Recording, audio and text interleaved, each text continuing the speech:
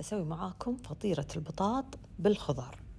المقادير بالكميات ومع الترجمة تلاقونها تحت الفيديو. جهزنا الأغراض. عندنا البطاط المسلوق، نحط عليه التوابل ملح وفلفل أسود، وعندي حليب وجبن سائل، ونخلطه كله مع بعض، وقطعة من الزبدة، وعندي اللي هو البقسماط. في المقلاة العميقة زيت نباتي وعليه بصل مفروم، ملح، فلفل أسود. تغير لون البصل على طول أحط الجزر وأصبر عليه شوي. أحط الخضار على حسب درجة النضج وأنطر على كل نوع، والملفوف وعقبها المشروم، 3 أنواع. خلطة البطاط راح نضيف لها البقسماط.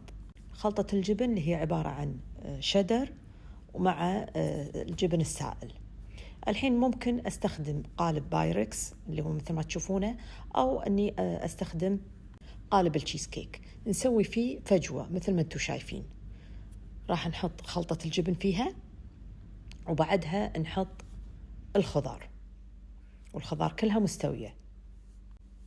كل نوع لما حطيناه صبرنا عليه شوية عشان ينضج. نساوي طبقة الخضار ونحط عليها رشة أوريغانو ورشة فلفل مجروش إذا حبيتوا، بس تعطيها لسعة كذي خفيفة وحلوة. وبالفرن من 40 ل 45 دقيقة على درجة حرارة 180. ممكن أسويها بايركس وممكن بقالب التشيز كيك مثل ما انتم شايفين. بالعافية.